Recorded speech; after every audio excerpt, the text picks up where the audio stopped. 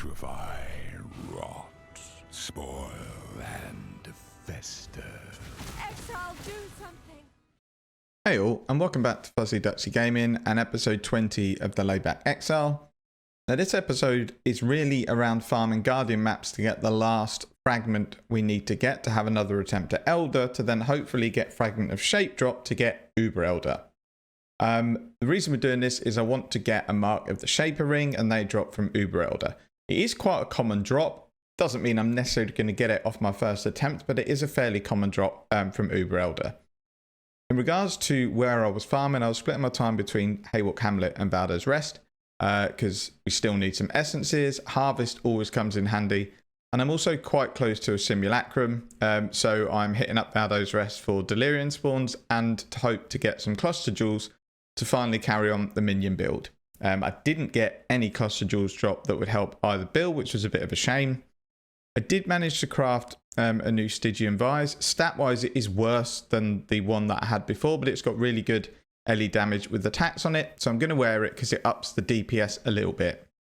I have had to drop Herald of Ice as I needed the precision reservation points to pick up accuracy, as I noticed I was quite a long way from 100% chance to hit. So I've now run in Defiance Banner instead of precision, so it makes me a little bit tankier, but I lose clear from Herald of Ice. I think I will switch back to Herald of Ice if I can solve the accuracy issues another way, because I much prefer the clear with that skill activated. It was a frustrating episode in general. It took 3.5 hours of farming T14 to T16 maps to get 2 Elder Guardian maps to drop.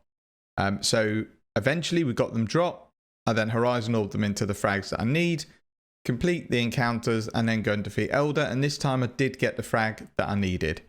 I've only done Uber Elder maybe 2 or 3 times before in my whole history of playing POE, so I was pretty nervous and worried about doing the fight, and in all honesty I don't know why, because the DPS is good enough that I could just basically totally mess up the fight, which I did, and I'd still get through.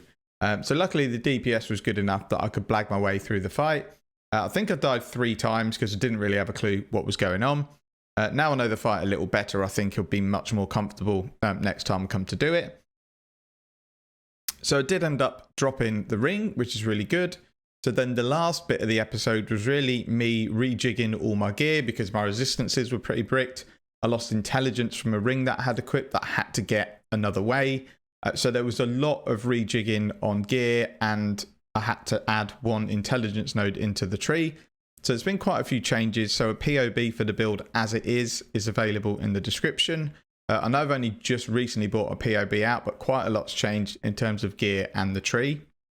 Now, this is a phase that a lot of people will find themselves in SSF, which is really the thing I want to talk about in this episode, is that you will get to a point where you're aiming for specific gear, like I want Assassin's Mark on hit on a ring, I need Mark of the Elder, I need this on my helmet, I need X on my boots.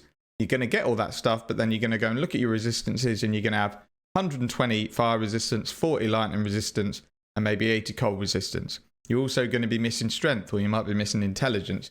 And this is where a lot of people give up, or sometimes they panic, don't know what to do. This is where you need to look at ways to get your gear to fit where you are at the moment. So if, for example, you're a long way over on fire resistance, but you're way down on cold, get some gear that's good enough for now, farm some mid-tier harvest until you get some resist craft, and then you move the fire over to the cold. Again, for stats, it might be you can take 1 node on the tree. It might be that one of your items of jewelry can actually be replaced with something that got stats on it. Can your helmet be replaced? Can your gloves? Is there any items that you can upgrade and put stats on that then make your gear work?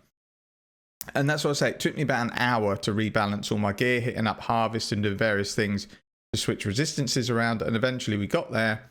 And the DPS on the build is now really good. I think in terms of damage, I could do all the regular content in the game with this damage. I think stuff like, you know, Uber Breaches, level 30 simulacrums and stuff is probably never going to happen for me in SSF on an hour and a half a day. The only thing I would say is my life is low at 4.7 and 600 energy shield. But for the content I'm taking at the moment, it's absolutely fine. What I want to do next episode is take on a simulacrum just to see how far we get. I'm pretty confident it would clear wave 20, and if it can, then it's certainly going to be worthwhile doing. So I'm going to go over the next episode shortly, but what I thought I'd do, since a lot of my gear has changed, it's a bit of a switch around. The live section this time, instead of being a showcase of a map, is just going to be me going through the gear and then mentioning really what the options are for the next episode in terms of content. So we'll switch over to that now. So now at the end of episode 20, I thought we'd go through the gear that's on my character, because I've actually managed to get every piece of gear that I wanted, and it's the same gear that I've got on my Trade League character. It's just the fact that because it's SSF, it's not as good. It's like a cheap version of the build that I've got. And when I say this, because it's got stuff like crafted life on a shield where you'd normally have, 100 life. Same on other items where I've got crafted life or crafted resistances or whatever it is. In trade, you'd just buy the items that you wanted. But in SSF, I think it's been quite a good journey just to figure out really how to build the character on my own, because every time I've made this build, I've never farmed Mark of the Elder. I've very rarely farmed Hunter Gloves. I'll just wait for someone to get them and buy them on day one for like 40, 50, 60 chaos, whatever they are. So we'll go through the gear.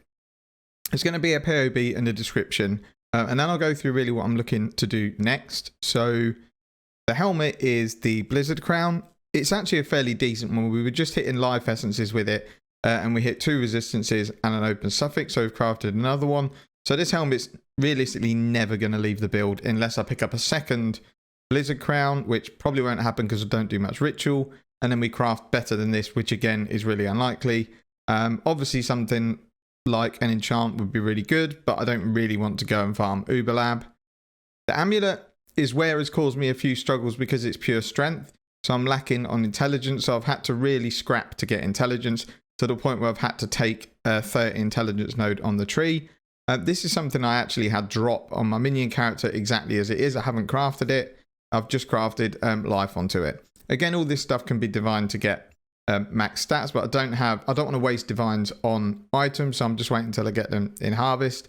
But this has got increased anger reservation efficiency, which I'll keep using life catalyst on to get that even further. The chest has got base crit, got maximum life as extra energy shield, it's got some resistance and decent life. Because it's an astral plate, I get extra resistances, and also it hit a really good Scourge, which is plus cold resistance and reduced armor evasion and energy shield, but that only applies to the chest piece and not your entire character. So I do lose about 300, 400 armor from that stat, but I gain cold resistance, which is massive. We hit our Mark of the Elder drop from our only Uber Elder kill, which is amazing. I did use a couple of divines on this because the harvest you can't use on unique items. I managed to get maximum life and pretty good attack damage. So once I get some attack damage catalyst, I'll put 20 on here to increase the damage. The Shaper Ring, again, is pretty decent, and it's unlikely that I'll be replacing it anytime soon.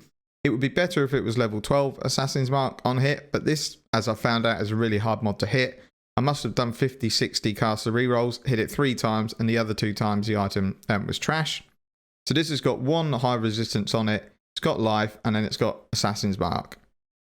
This is the one item I've been dying to replace, but I didn't realise how hard claws are to roll if you haven't got a fractured claw. I must have used hundreds and hundreds of essences and harvest rolls and fossils and all sorts of and I've never got better than this. I've had items that I thought were better, but when I plug it into POB, it's not any better. So really, what we're looking for here is something like a T2, T1 lightning damage, then with all the other stats that are on this ring, and that would boost my DPS a lot. The gloves, again, unless I get something like an Awaken Orb and a Maven Orb, I'm not going to make these any better. In trade, what you do is you would Awaken Orb this with another mod, maybe something like Cullen Strike or something else like that.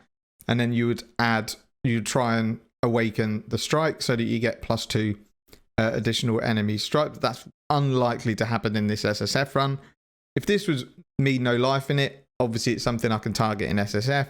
On an hour and a half a day, really, really unlikely. The Stygian Vise, I'm a bit torn on. It's not amazing, but it's got really high LE damage with attacks. It's got okay life and it's got resistance. I think this is something I will look to try and farm, harvest and try and get a better item than this. Because I would be willing to drop the LE damage with attacks if I can get really high life and something like strength and some resistances. The boots, again, are not particularly good in terms of a trade league pair of boots, but for SSF, they're really good because +2 pierce is actually quite hard to hit. So again, the only way I'm replacing this is if I get another high item level pair of hunter boots and I end up luckily crafting Tailwind or +2 pierce with better stats than this one's got. Other than the low life, this item's pretty good. All I need to do in Syndicate is try and find, which I still haven't got, and I've got tons of missions, I should be farming them, is the increased movement speed plus onslaught on kill. And that just means I don't have to rely on my silver flask when mapping. And then the shield is actually a really decent shield. It's got +16 to all LE res, really high ailment avoidance, and enough spell suppression that I don't have to take any more nodes on the tree other than the main cluster. And that's the gear that I've got. Flasks I'm running are a silver flask, diamond flask, jade flask, and then a quicksilver flask, and just your bog standard bleeding life flask. And that's where the character is at the moment, and it's performing really well. I think for map bosses and bosses where you can go in with all your charges, you melt everything because you can use all your flasks, all your Vol Lightning Strikes, and then you've got around 5 to 6 million burst DPS. In longer boss fights where you're just relying on Lightning Strike, it's 1 to 2 million. But the build is holding up a lot better than I thought. Even before this ring, the DPS on Uber Elder, despite the fact I was absolutely terrible at the fight, the DPS carried me through. So that's a summary of the character. There's going to be a POE in the description. In terms of the next steps, I really don't know. We need some catalysts because I need to catalyze up this ring. I don't have any attack ones because I stupidly used them all on this belt before I had the ring drop. So we need 20 attack catalysts for the ring. And then the issue I got with the other items, this needs life ones and they're quite rare. This one, I don't really know what to use on it because it's so split. I guess resistances because it's got 70% resistances. That would be the next step. And obviously, as we go, we're going to keep trying to get this claw. So in the Horticrafted station, I have got the LE damage craft ready to go.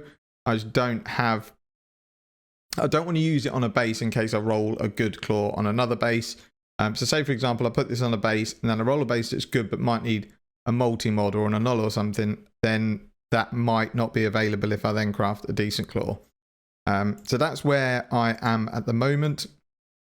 So the next few episodes are going to probably be target farming to try and get a claw and to try and get some catalysts. So I think maybe it's time to do some Scourge maps, do some towers or something like that. Because catalyst is fairly common for a Scourge reward. So if I can hit that and then boost it up to maybe 3 or 4, then I've got a really good chance of getting the catalyst that I need. But overall, I'm really happy with the character. I honestly didn't think I'd get it geared like this. I have been quite lucky in that the only Uber Elder I've dropped the ring, but it's not an uncommon drop. So next episode, as I say, is going to be a lot of farming. Hopefully you'll join me, and then we'll see where the series takes us from there. And as always, thanks for watching, take care, and see you in the next video.